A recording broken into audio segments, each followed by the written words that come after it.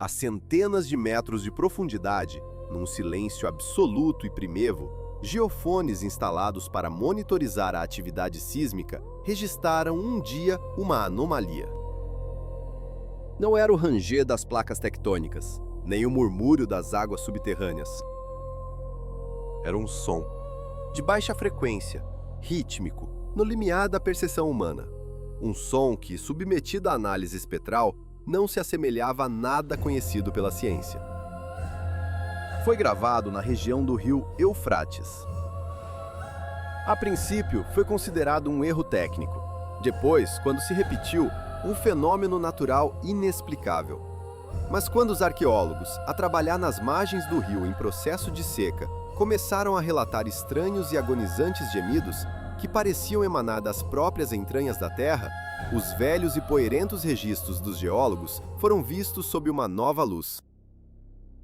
Estes sons eram apenas a primeira página de um processo que se estende por milênios, um processo sobre um rio que foi o berço da civilização e que agora se torna no seu possível túmulo. O Eufrates está a morrer. Em imagens de satélite, é visível como o seu leito, outrora poderoso, se transforma num fio fino e intermitente. E à medida que a água recua, a Terra expõe o que esteve oculto durante séculos: cidades antigas, túneis esquecidos e cavernas. Estranhas cavernas artificiais, cuja arquitetura se assemelha menos a habitações e mais a celas de prisão. Que sons são estes que gelam o sangue nas veias? Que segredos guarda o rio, mencionado nos textos sagrados de 3 religiões mundiais, como o lugar do princípio e do fim dos tempos? Esta não é apenas uma história sobre ecologia ou geopolítica. É uma investigação que nos levará de escavações arqueológicas secretas aos salões do Vaticano e às páginas de antigas profecias. Porque aquilo que desperta no leito do Eufrates não é apenas história, é um aviso. E, ao que parece, ignorámo-lo durante demasiado tempo. Para compreender o mistério que o Eufrates encerra, é preciso primeiro compreender o próprio rio. Não é um mero curso de água, é uma artéria temporal do planeta. Nascendo nas montanhas nevadas do leste da Turquia, inicia o seu longo e sinuoso percurso de quase 3.000 quilômetros, atravessando a Síria e o Iraque, para finalmente se fundir com o Tigre e desaguar no Golfo Pérsico. Juntos, estes 2 rios formam a Mesopotâmia, a terra entre rios. E este não é apenas um termo geográfico, é o nome de um berço. Há 10.000 anos, quando grande parte do mundo ainda estava coberta por glaciares ou florestas impenetráveis, aqui, neste vale vasto e plano, ocorreu uma revolução. Os seres humanos deixaram de ser apenas caçadores-recoletores nômadas. Aprenderam a dominar a água. Todos os anos, as cheias da primavera, provocadas pelo degelo nas montanhas, traziam para as planícies não só água, mas também um lodo fértil. Esse lodo, como uma dádiva anual dos deuses, transformava a terra queimada e, com ela, o próprio curso da história humana. Um curso que agora parece estar a chegar a um fim desconcertante. Onde outrora o sol castigava a terra, um rio transformou o deserto num jardim. Com canais, barragens e sistemas de irrigação, a humanidade moldou a paisagem, criando aquilo a que hoje chamamos o crescente fértil. Foi aqui, nas margens do Eufrates, que nasceu tudo o que consideramos ser civilização. As primeiras cidades da história humana, Ur, Uruk, Babilônia, a primeira forma de escrita, a cuneiforme, que os sumérios gravavam em tabuinhas de argila, as primeiras leis, o célebre Código de Hammurabi, a primeira astronomia, a primeira matemática, a primeira roda. Se a civilização humana tivesse uma morada, ela estaria algures aqui, nas margens poeirentas deste rio. Mas o Eufrates não foi apenas uma fonte de vida, foi também uma testemunha da morte. Pelas suas margens marcharam exércitos, impérios foram erguidos e ruíram. Sumérios, acádios, babilônios, assírios, persas, gregos, romanos, árabes, otomanos, todos os que aspiravam a dominar o mundo sabiam que tinham de controlar este rio. Era a principal artéria de transporte, a principal fonte de riqueza, e por isso mesmo foi sempre um campo de batalha. O rio viu tudo. Viu o rei Nabucodonosor construir os seus jardins suspensos na Babilônia, uma das 7 maravilhas do mundo antigo. Viu Alexandre o Grande, depois de conquistar metade do mundo conhecido, morrer nas suas margens, derrubado por uma febre. Viu as legiões romanas combater os arqueiros partos. Para os antigos, o Eufrates não era um mero rio, era uma divindade, uma entidade viva, caprichosa, poderosa. Veneravam-no, ofereciam-lhe sacrifícios. Nas suas águas, viam a fronteira entre o mundo dos vivos e o reino dos mortos. É precisamente por isso que o que lhe acontece hoje é tão aterrador. Não se trata apenas de uma catástrofe ecológica. É a violação de uma ordem antiga, quase sagrada. Durante 10.000 anos, o Eufrates deu vida. Agora, retira-a. E à medida que as suas águas recuam, devolve-nos as nossas próprias histórias, os nossos próprios pecados, os nossos próprios demônios. O primeiro deles é um som que vem das entranhas da terra. Quando os primeiros relatos sobre ruídos estranhos começaram a surgir nos meios de comunicação locais, no Iraque e na Síria, foram ignorados, descartados como folclore. Pescadores e agricultores que viviam nas margens falavam de gemidos e lamentos. Por vezes, descreviam algo semelhante ao ranger de metal ou ao tilintar de correntes. Os sons pareciam emanar de grutas recém-expostas, de fissuras na terra que se abriam à medida que o leito do rio secava. Era fácil atribuir tudo a superstições ou a processos naturais. O movimento do ar em cavidades kársticas, o assentamento do solo. Mas depois, os sons foram gravados. Primeiro, em câmaras amadoras de telemóveis. Depois, por equipamento profissional de equipas de filmagem que chegaram para documentar o desastre ambiental. As gravações foram enviadas para análise, e foi nesse momento que a história deixou de ser folclore. A análise acústica revelou que os sons possuíam uma estrutura complexa. Não era um zumbido monótono. Havia picos e quebras, variações de frequência e intensidade. O Eufrates recua, e no silêncio que deixa para trás, ecoam os sons de um passado que nunca foi verdadeiramente enterrado. Frequências e amplitudes que, em certos casos, ecoavam a estrutura primordial de um grito humano ou o rugido de um grande animal. Mas o mais desconcertante era a sua origem. Recorrendo a múltiplos microfones, os engenheiros lograram a triangulação. A fonte emanava das profundezas da terra, muito para lá de quaisquer grutas conhecidas ou vestígios arqueológicos. Foi nesse instante que alguém, dos corredores do poder ou no silêncio das bibliotecas do Vaticano, se recordou dos textos antigos. Porque estes sons, o recuo das águas, tudo fora predito, com uma precisão assustadora. No Islão, existem vários hadiths, tradições sobre as palavras e os atos do profeta Maomé que falam do futuro do Eufrates. Um dos mais célebres afirma: a hora não chegará até que o rio Eufrates revele uma montanha de ouro, pela qual os homens lutarão. De cada 100, 99 perecerão, e cada um deles dirá: talvez seja eu o que sobrevive. À primeira vista, uma profecia sobre riquezas incalculáveis a serem descobertas quando o rio secar. Mas o seu verdadeiro significado é um aviso sobre a grande tribulação, sobre a guerra, sobre uma ganância que consumirá quase todos. Alguns teólogos interpretam a montanha de ouro não de forma literal, mas como uma metáfora para o ouro negro, o petróleo, pelo qual se travam guerras na região há décadas.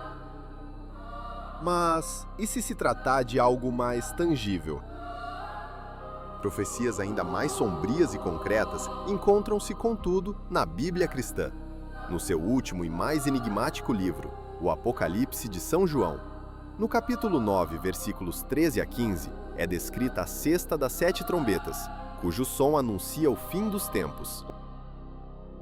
O sexto anjo tocou a trombeta, e ouvi uma voz que vinha dos 4 chifres do altar de ouro que está diante de Deus, dizendo ao sexto anjo que tinha a trombeta: solta os 4 anjos que estão acorrentados junto ao grande rio Eufrates.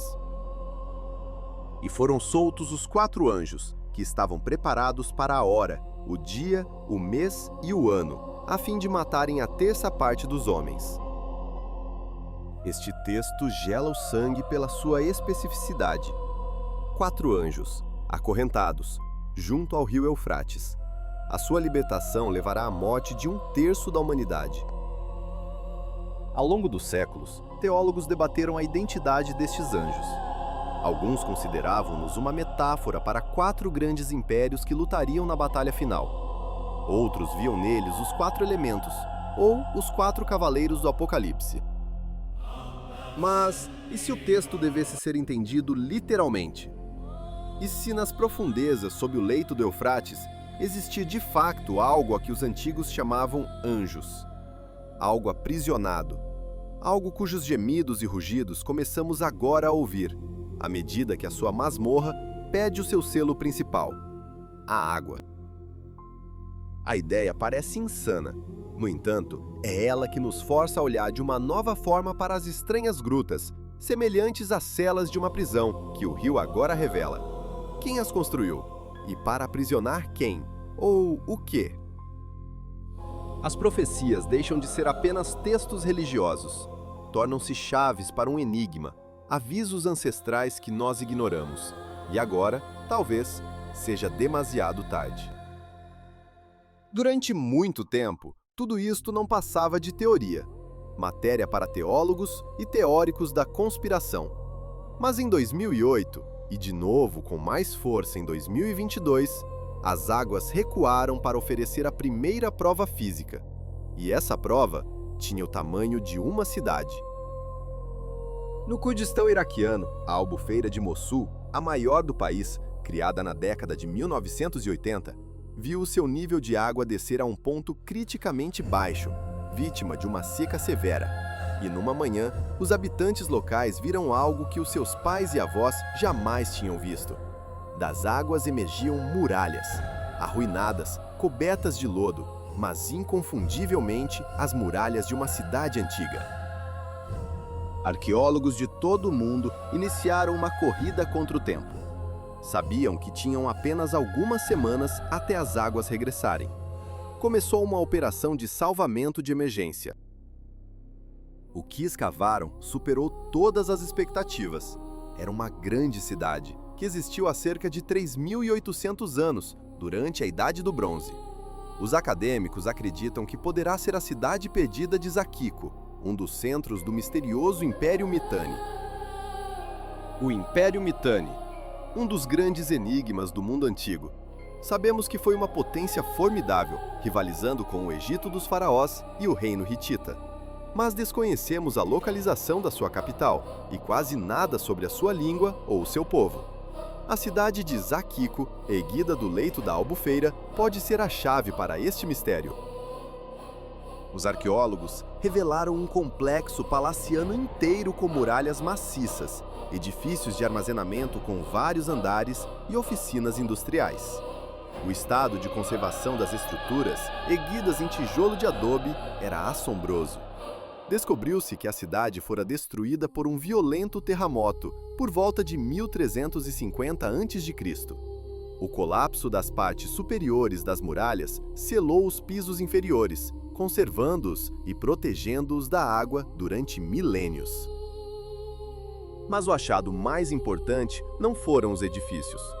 Dentro de uma das estruturas, os arqueólogos descobriram 5 recipientes de cerâmica e, no seu interior, mais de 100 tabuinhas de argila com escrita cuneiforme, algumas ainda seladas nos seus envelopes de argila originais. Era um arquivo de Estado, cartas, documentos legais, registros econômicos. Uma voz direta, sem filtros, vinda do passado. A decifração dessas tabuinhas está apenas a começar, mas já nos falam da vida cotidiana da cidade, das suas ligações comerciais e das suas intrigas políticas. São uma janela para uma civilização desaparecida. A descoberta de Zakiko não é apenas um evento arqueológico importante. É uma prova. a prova de que as grandes águas guardam mundos inteiros submersos. E se escondia uma cidade tão vasta que outros segredos poderão ainda jazer nas suas profundezas, à espera que o tempo e a maré os revelem. É aqui que a história dá uma nova e ainda mais vertiginosa reviravolta. Da arqueologia factual ao mito que, afinal, pode ser realidade. Cada cultura tece as suas próprias lendas sobre a criação, sobre deuses e heróis. Mas há um texto que se ergue acima de todos os outros. É mais antigo que a Bíblia, mais antigo que a Ilíada de Homero. É a Epopeia de Gilgamesh, o primeiro grande poema da história da humanidade, gravado em tábuas de argila há mais de 4.000 anos. Narra a história de Gilgamesh, rei da cidade de Uruk, que se erguia nas margens do rio Eufrates. Segundo a epopeia, Gilgamesh não era um simples mortal. Era 2/3 Deus, 1/3 homem. A sua altura, segundo o texto, era de 11 côvados, quase 5 metros. Um gigante, um tirano que governava o seu povo com mão de ferro. Para o domar, os deuses criaram um igual para ele, o homem selvagem, Enkidu.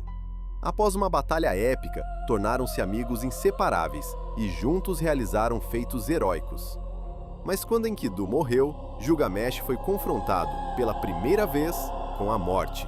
O terror do esquecimento apoderou-se dele e partiu na maior viagem da sua vida, a busca pela imortalidade. Durante séculos, os acadêmicos consideraram Gilgamesh uma figura puramente mitológica. Mas no século XIX, as escavações arqueológicas desenterraram a própria Uruk. Encontraram provas da existência de reis de uma lista dinástica, antes tida como lendária. Gilgamesh estava nessa lista. O mito começava a ganhar corpo. Mas onde teria sido sepultado? A epopeia oferece uma pista. Diz que após a sua morte, o seu túmulo foi construído no leito do Eufrates, depois de o rio ter sido temporariamente desviado. Esta frase intrigou os arqueólogos durante décadas.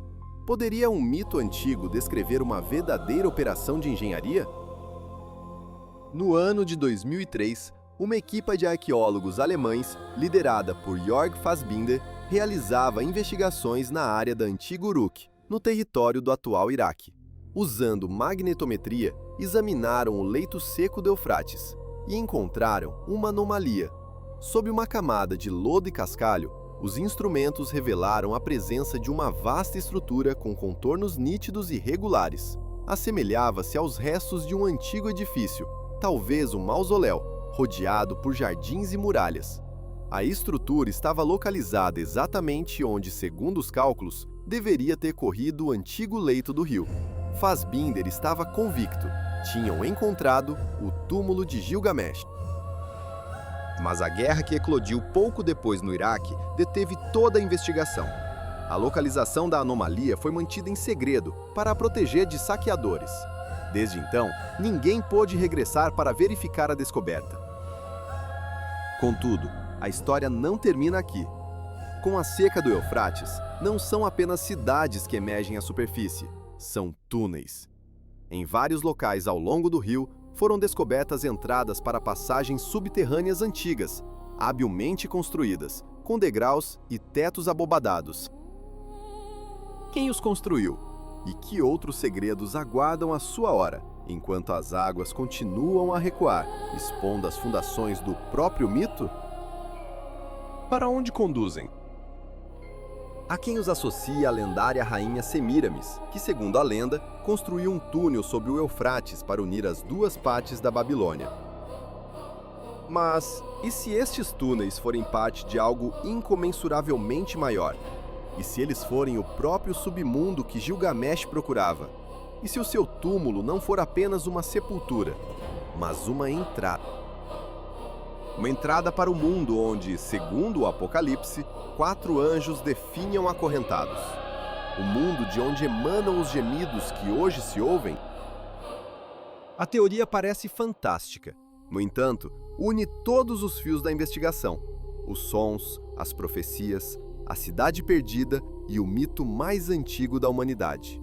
Pinta um quadro em que o Eufrates não é um mero rio, é um selo. um selo hidráulico, criado pela natureza ou por engenheiros antigos, para aprisionar algo que nunca deveria emergir. E agora, por nossa própria culpa, esse selo está a ser quebrado. Por que está o Eufrates a morrer? A resposta não é mística, é terrivelmente humana e é muito mais assustadora do que qualquer profecia antiga. Somos nós que estamos a matar o rio e fazemo-lo conscientemente. Tudo começou no século XX, com a desintegração do Império Otomano e o surgimento de novos estados no mapa do Médio Oriente: Turquia, Síria e Iraque. Os três países dependem das águas do Eufrates, e cada um decidiu que tinha um direito exclusivo sobre elas. Começou uma guerra pela água, travada não com exércitos, mas com barragens. A Turquia desferiu o primeiro golpe. Na década de 1970, lançou o ambicioso projeto do sudeste da Anatólia, uma cascata de 22 barragens e 19 centrais hidroelétricas nas nascentes dos rios Tigre e Eufrates, um dos maiores projetos de irrigação do mundo. Para a Turquia, tornou-se um símbolo de progresso, uma forma de transformar terras áridas em campos férteis e alcançar a independência energética. Mas para os seus vizinhos, a jusante, a Síria e o Iraque, tornou-se uma sentença de morte. Com cada nova barragem construída, o fluxo de água que chegava às suas fronteiras diminuía. Depois, a Síria construiu a sua própria cascata de barragens. O Iraque, no final desta cadeia, foi o mais afetado. As terras outrora férteis da Mesopotâmia começaram a transformar-se num deserto de sal. O nível da água do Eufrates em território iraquiano desceu mais de 70%. Os conflitos intensificaram-se. Em 1975, o Iraque e a Síria estiveram à beira de uma guerra em grande escala. O Iraque acusou a Síria de reter a água e ameaçou bombardear a barragem síria de Tabaca. Apenas a intervenção da Arábia Saudita e da União Soviética evitou a guerra, mas o problema persistiu. Hoje, a situação é catastrófica. As secas, agravadas pelas alterações climáticas e a extração implacável de água, levaram o rio à beira do desaparecimento total. Milhões de pessoas na Síria e no Iraque ficaram sem água potável, sem eletricidade, sem meios de subsistência.